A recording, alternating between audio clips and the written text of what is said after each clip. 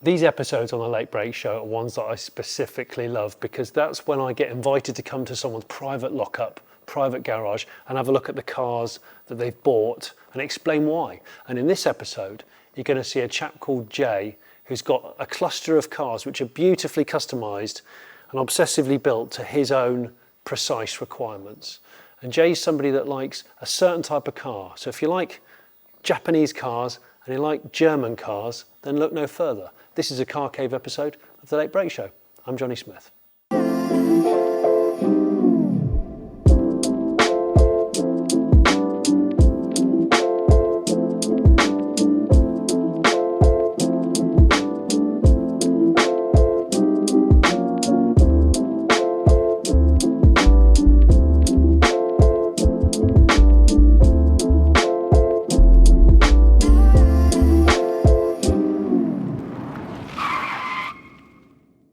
Before we dive into this episode, I wanted to be completely open and talk about the importance of not being afraid to talk.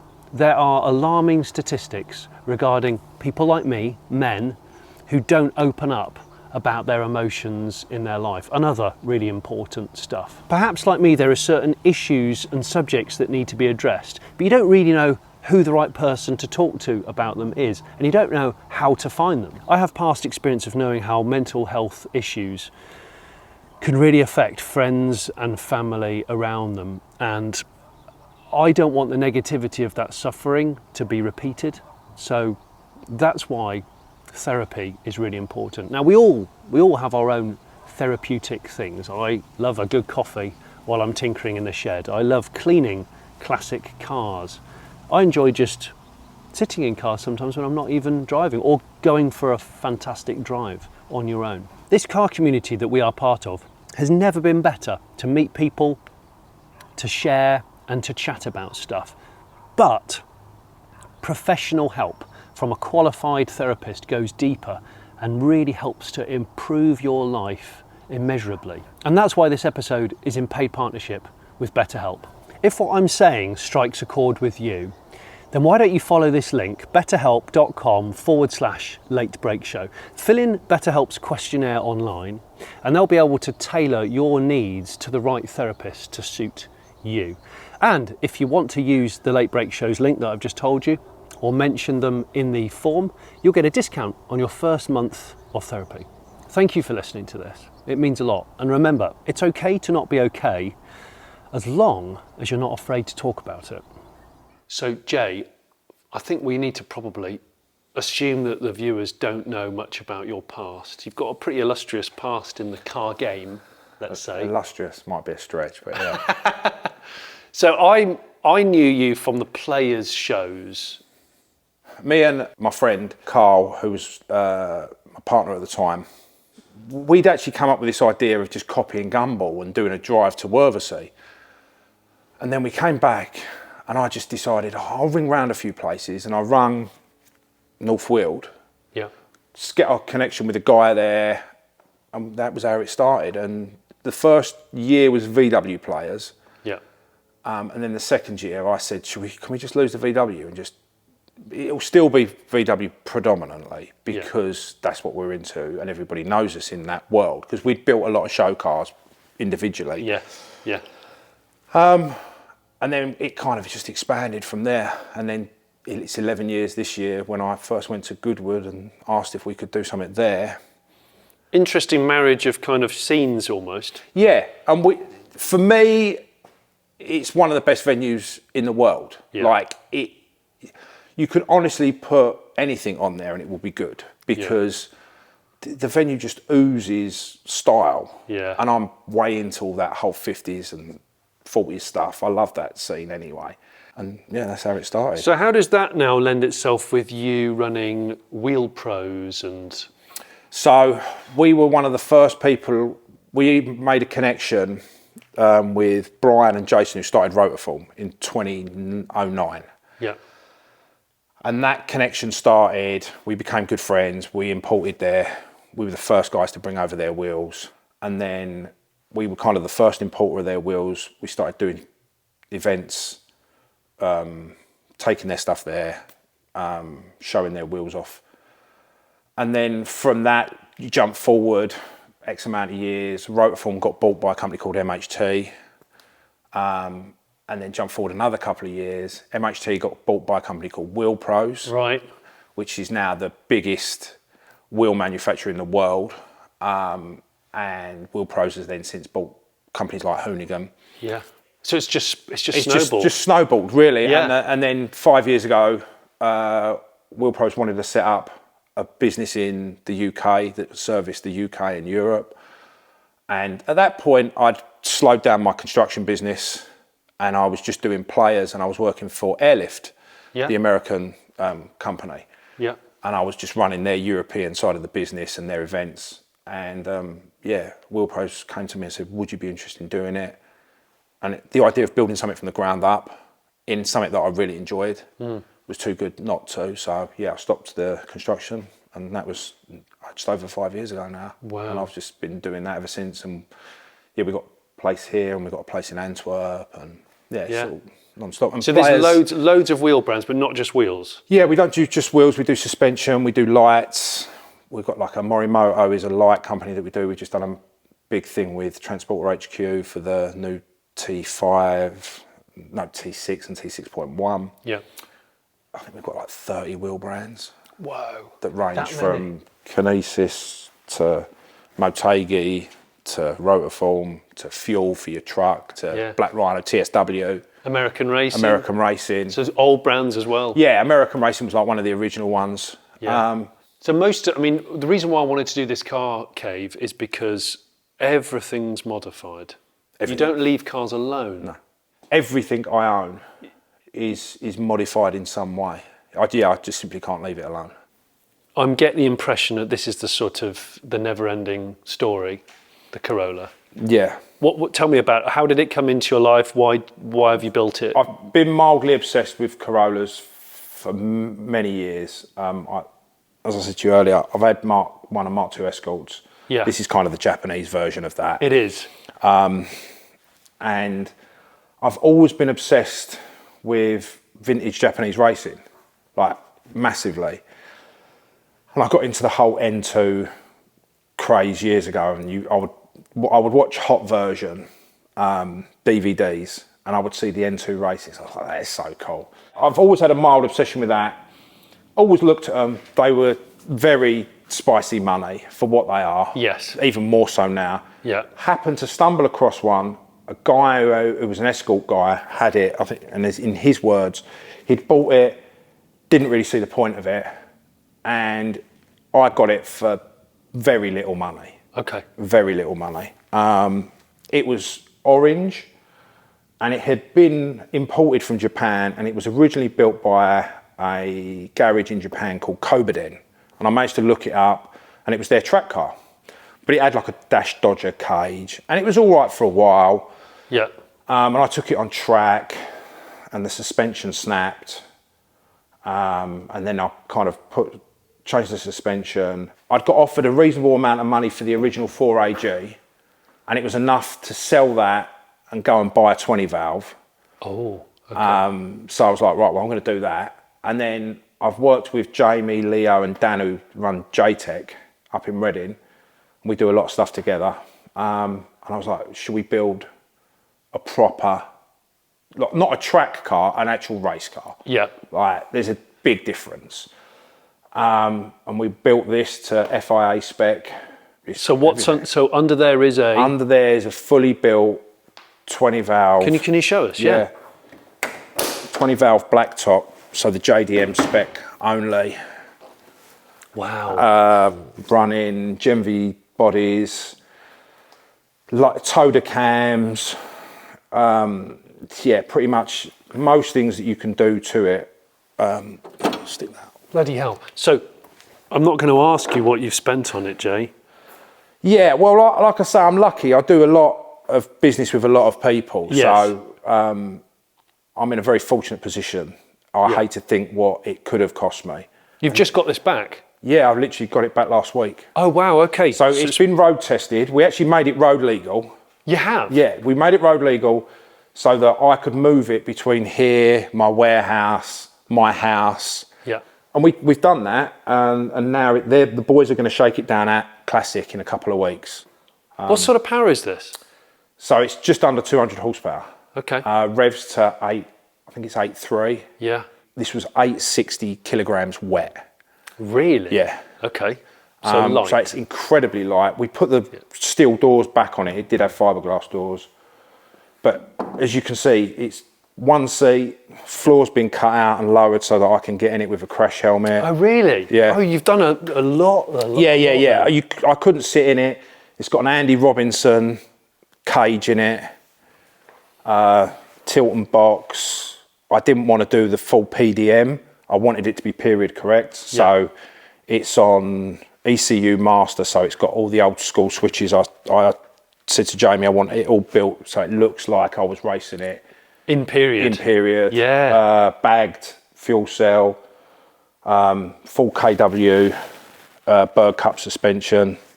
I like it, Jay. I'm sure a lot of people watching this are going, "This just to own this, full stop is." And this is the thing you'll know about this car cave. It's about, I think, quality, not quantity. You don't have 25 cars. No. But you've got, I mean, every car is almost obsessively built by the look of it.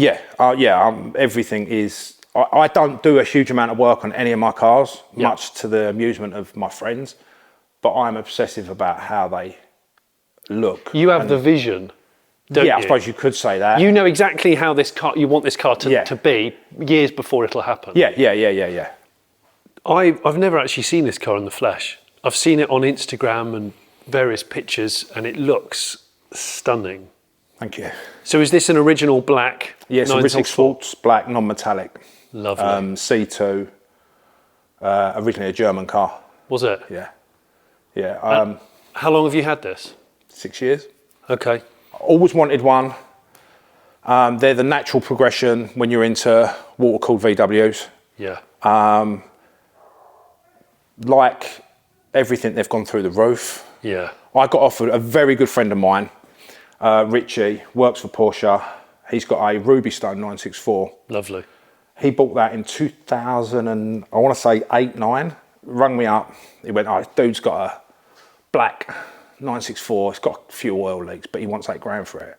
And I remember saying to him, "Why do I want to spend £8 on a car that I'll spend 20 grand on it, and then sell it at a loss? Nah, don't worry about it." And he reminded me when I went to buy this for considerably more than £8,000 pounds 6 years ago. Fortunately, even though I paid a reasonable amount of money for it, they've still continued to be stratospheric, which is kind of crazy, but I'm not complaining. Yeah. But again, I've never really want to sell this car. And has it lived up to the dream of the Matchbox toy on the windowsill? 100%. It drives as well as you want it. Yeah, I mean, I've ruined it in the sense that what I've done to the engine, the suspension, it's too low, it's too loud. In that sense, but I love it. But as when I bought it, it was already on suspension. The guy I bought it from was a collector. It was so nice. It's quite funny. I obsessed over a black on black car, and then I ripped all the interior out and did it all yellow. You're a horrible man. Aren't you? Yeah, but it's one of the best driving cars ever. Yeah. Even in standard form, Yeah. it lived up to it 100%. Yeah. As I've had it over the years, I've just gradually modified it. I can see the gear linkage is custom. Yeah, so again, Cage. much like that with Jamie, I worked with the guys at Regal in Southampton. I've known Ryan for 20 years. And me and Ryan were talking about doing something with this, and we kind of hatched a plan, and hence the reason it's now as it is on throttle bodies. Yeah. So it's on throttle bodies with standalone management by Longman Racing. It's completely transformed the car. They fitted the CAE shifter, which I have in that car as well. I've had a few of those CAE. I think they're a Belgian company. They may be Dutch, I don't know. Yeah. They're a work of art. They build the best shifters ever. Yeah. They're like a sort of bolt action shotgun. Yeah. I've You been very use lucky. this car, don't you? I beat the crap out of this car. Do you? Yeah, honestly, like anyone will who's seen it knows that I regularly redline it. This to me is the best car. As I said to you, if you're going to take any car out, take this out, because this is the most rowdy car I own. Yeah. It's only, we mapped it, I think it was only like 301 or 302 horsepower. Yeah. But it's like light and day. It's got RS fly wheel, clutch, rev super quick. Yeah. Instant throttle response, goes forever. It'll do 170 miles an hour all day long. It has done. It's very, very cool, Jay. Let's go to the VW world over here. So what's the story with this? Because it's got plastic windows. Yes, so this, I mentioned earlier, the guy that I do is the ex-engineer that I do this with. Yeah. Guy called Martin. He built this car, I want to say 20 years ago. Okay. I know he had it for 25. Yeah. It was just a gold GL back in the day. It's had about 4 different engines. And then I think about 15 or somewhere between 15 and 20 years ago, he painted it this colour, which is a Porsche 912 colour. Yeah. And he built it as a pure Sunday car, like something you would take out on a Sunday morning and For thrash. just thrash. Yeah. He built a ridiculous 2-litre G60 engine that I think got to 368 horsepower when it was mapped. Really? Which is outrageous. That was the reason I built that car, because I wanted to see if I could kind of build a similar engine. Yeah. 6-speed VW Motorsport box. Every sort of trick bit you could. He used all of his quirky engineering stuff, which is the plastic windows. He just made it as light as he could. Yeah. But caged, deep harnesses, Yeah, real caged, seats. everything. Yeah. And he had it on speed lines, different suspension. It's got the TV lights, which are super rare, and then normally they come with the twins. It had the TV lights because it had the supercharger, and it had it had an intercooler. Right. And then a few years back, he was in a position he wanted to move house. I'd just sold some car, I have no idea what it was. I'd always wanted this car. It wasn't a car he could sell to the general public because you needed to understand what you were getting involved in. Yeah. It was a really crazy engine, and the gearbox was pretty mad. Yeah. I got it, straight away killed the engine because I was doing things with it that it wasn't designed to be done. So it was designed to be thrashed. I was driving it to like Bicester events and showing it. Right, okay. So the engine just went, the supercharger went, big hole out the side, at which point I decided I'm going to turn it into a Berg Cup sounding car. Right. I'm obsessed with ITBs, the 911. So it's going NA. So it's going NA. Spoke to the boys, Jamie at JTech, can we do it? It was on standalone management. And they were like, yeah, we can do it. And it's got every Gucci bit that you can put on one of these engines. It's a 2-litre. It's got the head has been done by Rolf at KWL, Right. which is like the guys who build the Berg Cup engines. So it's got it's got like a 311 degree cam in it. It shouldn't work. We put the bodies on it, and it just worked straight away. And we mapped it, and Look at that. It looks tiny in there. it's tiny. Yeah. It's only just over 200 horsepower, but the gearing's really long. Yeah. And Martin had done the engine bay, so he'd got rid of the rain tray and smartened everything up. Yeah, it looks great. And it's got like this custom built shifter, which is ridiculous. It's loads of really quirky bits to it, but it's a ridiculous engine. And then I changed the suspension. Again, we went back to KW. I managed to find these wheels, which are super rare. Ronals, magnesium. I think they're in 1981. Magnesium. But they're actually 5x114, so we've changed the whole car to 5x114. Really? Yeah. Just to fit these Just wheels? to fit these wheels. I do give this hell, like every car I own, but I wanted it to be a bit more comfortable. It was something that me and my son would drive to Bicester events in. He would fall asleep as he always does. Yeah. But I wanted to be a bit more comfortable, so Cobra made me some seats. It's really neat. It's really neat. I love it. It's so rare, early Sciroccos now.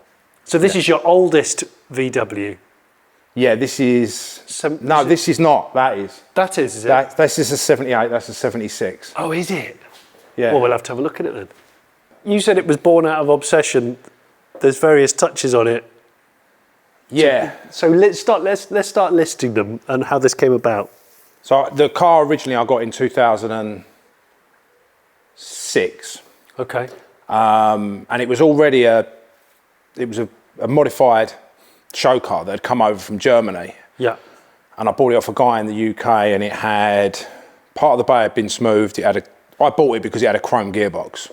That's why you bought it? Yeah, and it was a chrome 16 valve with a chrome gearbox. Chrome gearbox. But it had a horrific interior. The guy in Germany had got to a point where he'd run out of money. Yeah. So he just filled the carpet was bathroom carpet. What? Yeah, it was terrible inside. I kept the engine as it was. Yeah.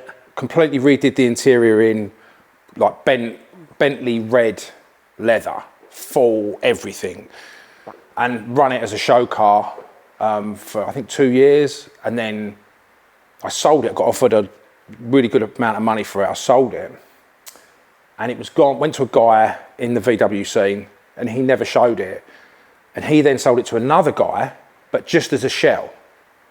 Oh. So the engine had gone. I've no idea where the engine went. The interior went somewhere, and a friend of mine, Ollie, ended up with a shell.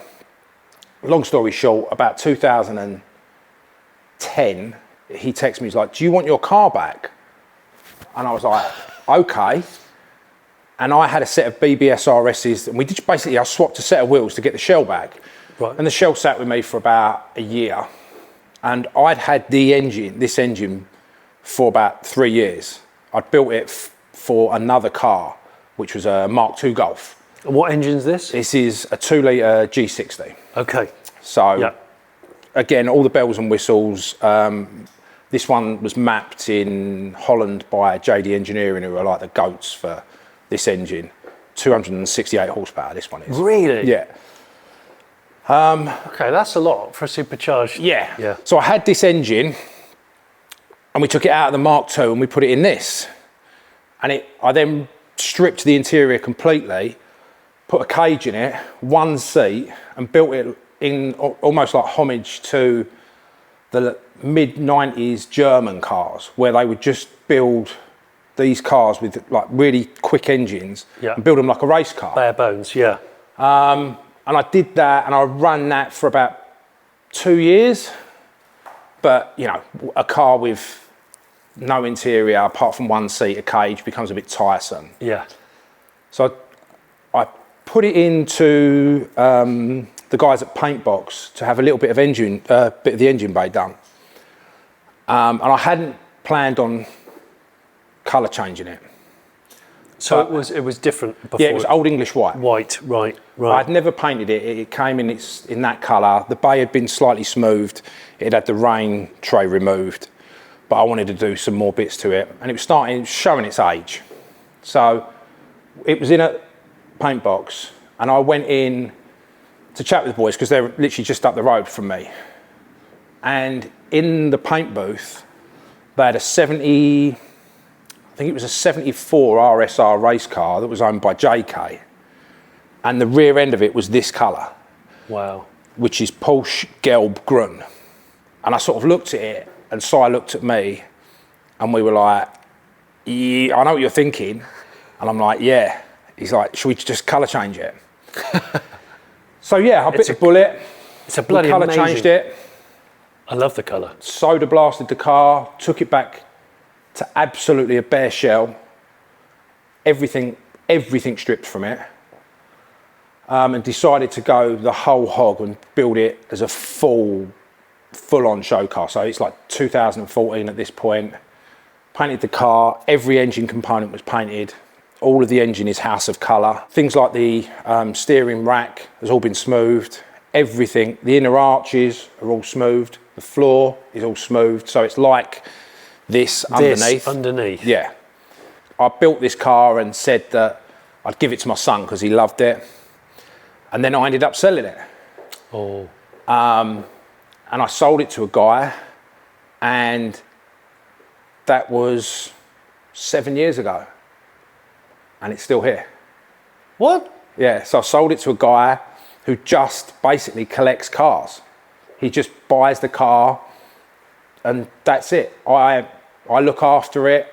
What, so you don't really own it? No, although my name is still on the logbook, I don't own the car. He owns the car, but he's a nice guy. He lets me take it to shows. I need to sell some cars to this guy. Yeah.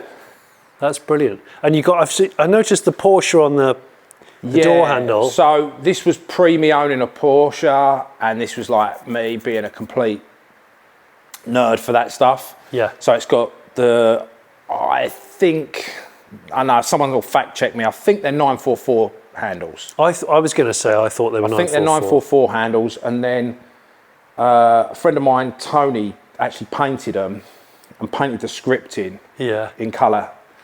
And then again, this is another one that's got a CAE shifter. And then for some reason, and I don't know why, I really wanted to put a floor-mounted throttle pedal in it.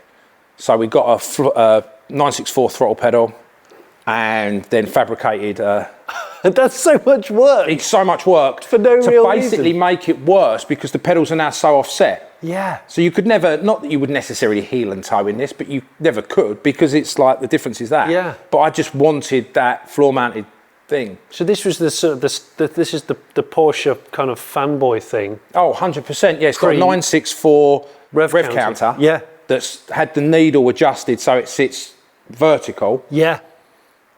No headlining. It's got stickers of where it's been, all the shows. It's been round the ring.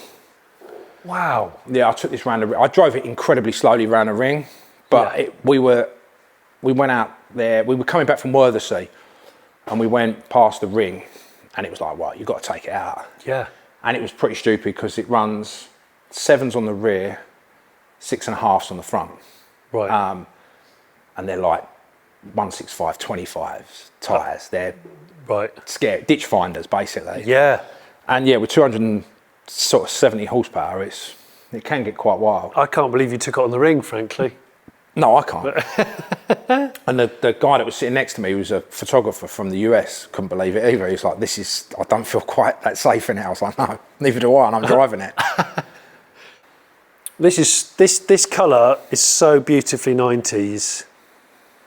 It is the same as the Corrado is available in. Yeah, the Corrado was the same colour. I don't know what it's called. It is actually called VW Yellow. Is that it? That is it. Oh, it hasn't got an interesting name. No, and I know that from back in the day, and then when we painted the wheels. Right. Okay. So Mark III, probably the least desirable GTI. I would imagine so. For a long time it has been, hasn't it? I had a couple of them, but I had them with VR6s, which were great because the engine's superb. Yeah. This is the 2-litre 8 valve. It's woeful. They are slow, aren't they? Yeah, but randomly enough, if you could put a cam in it, they all of a sudden completely transform the car. Okay. I haven't done that. But oh, you haven't? No. So why have you got this then, Jay? Because you've had all of the Golfs. Yeah, I do like a Mark III. Yeah. But this stems from a lunchtime at Essex last year. Yeah.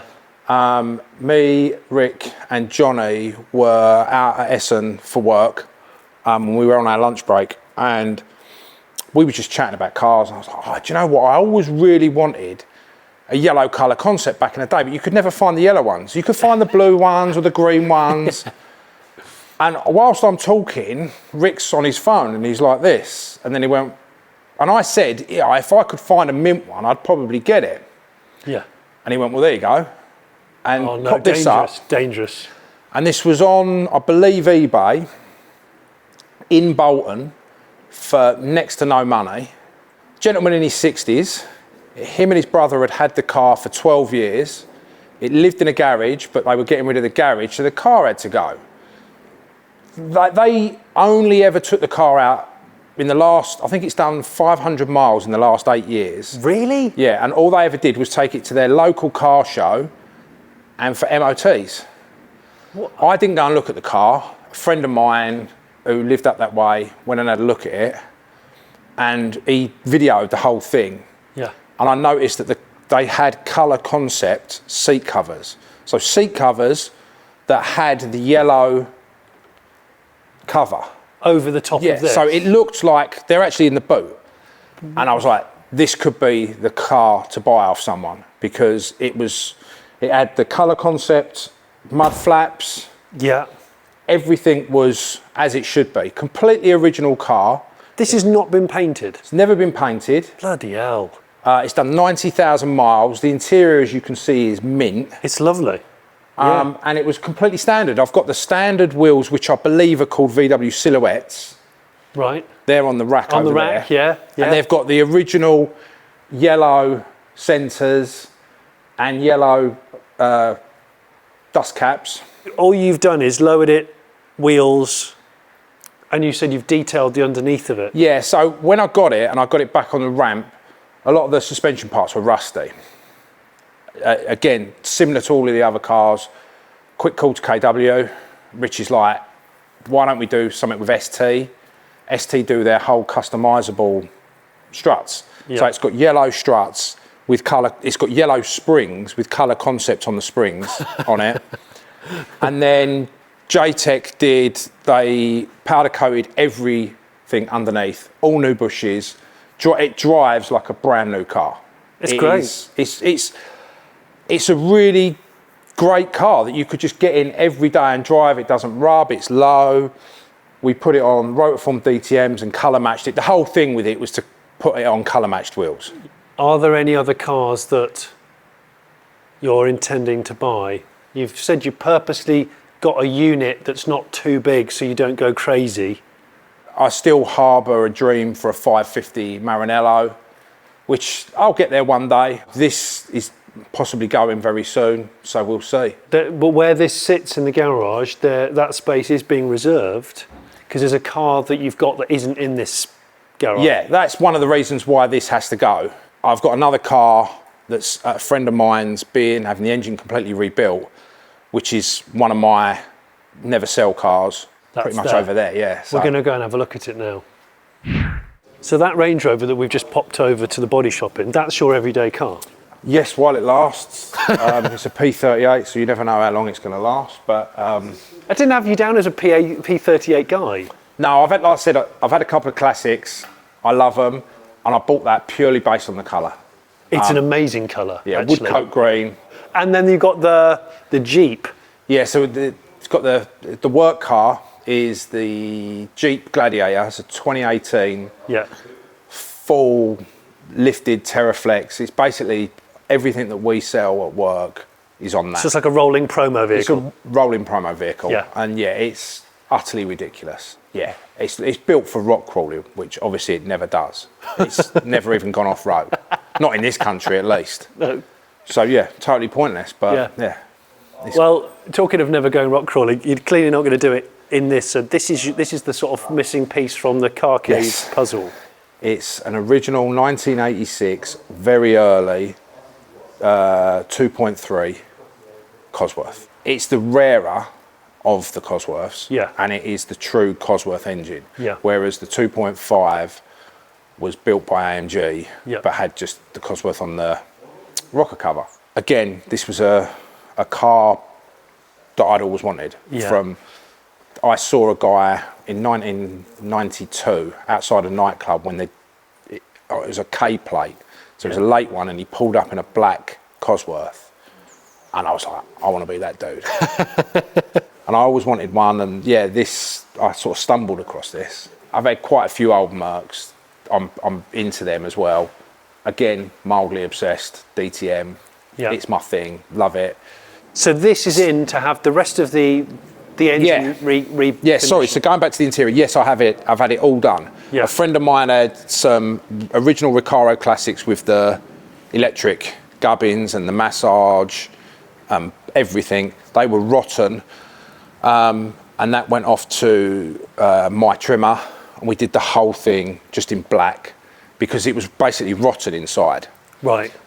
So yeah, completely retrimmed. It's absolutely perfect inside.